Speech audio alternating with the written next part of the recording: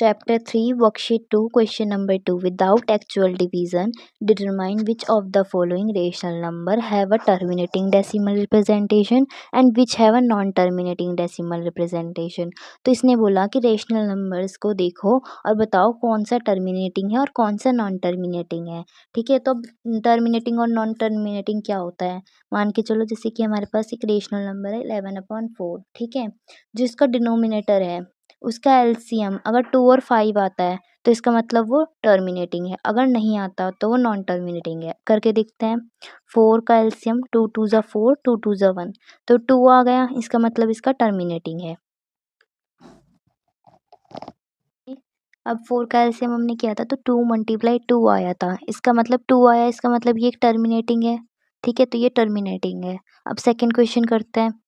Second question है 13/80. तो 80 का एलसीएम करते हैं, कितना आता है 80.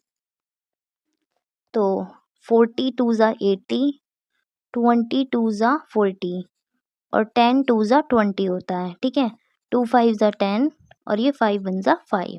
ठीक है, तो कितने आए 1 2 3 और 4. 4 हैं 2, तो 2 4 है मल्टीप्लाई 5, तो ये भी टर्मिनेटिंग है क्योंकि इसमें तो दोनों ही आ रहे हैं वैसे भी. तो लिख लेते हैं, यहाँ पे आएगा 2 4 है मल्टीप्लाई 5, ऊपर आ जाएगा 13 और ये टर्मिनेटिंग है.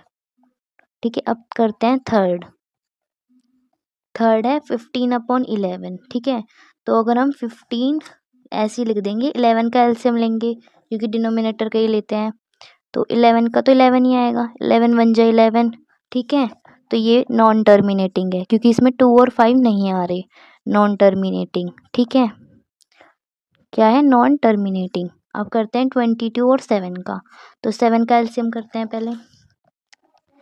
7 1 जा तो 7 ही होता है, तो ये भी इसमें भी 2 और 5 नहीं आ रहा, तो ये भी नॉन टर्मिनेटिंग है. ठीक है, नॉन टर्मिनेटिंग.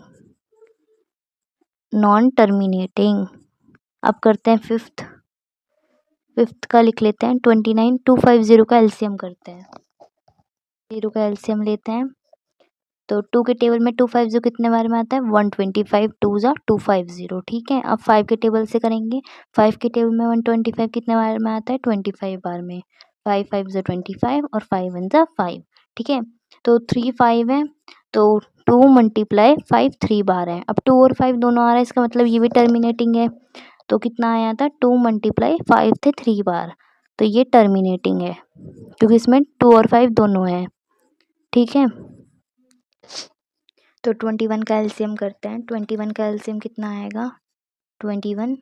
तो 2 के टेबल में 21 नहीं आता, 3 के टेबल में आता है. 3 7 ज़ा 21 और 7 1 ज़ा 7, तो 7 और 3 आया इसका एलसीएम, तो इसका मतलब ये टर्मिनेटिंग तो है ही नहीं.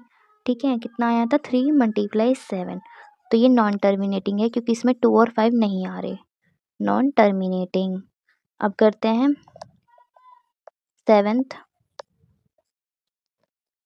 क्वेश्चन है 49/14. तो 14 का एलसीएम करते हैं. 14, तो 2 के टेबल में 14 आता है 7 बार में और 7 1 जा 7. अब इसमें 2 और 7 आ रहा है, इसका मतलब ये टर्मिनेटिंग है क्योंकि इसमें 2 आ गया, तो लिख देते हैं 2 मल्टीप्लाई 7 आ रहा था, ऊपर में 49 और ये टर्मिनेटिंग है क्योंकि इसमें 2 आ रहा है. टर्मिनेटिंग. ठीक है, अब 8 करते हैं 126/45. 45 का एलसीएम करते हैं, तो 45 3 के टेबल में आता है.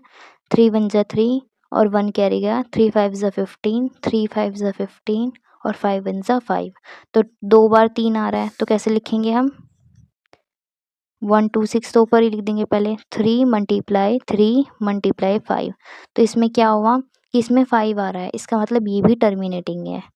ठीक है, टर्मिनेटिंग. 3 स्क्वायर में भी लिख सकते थे पर हमने 3 2 बार लिख दिया, इसमें भी कोई प्रॉब्लम नहीं है.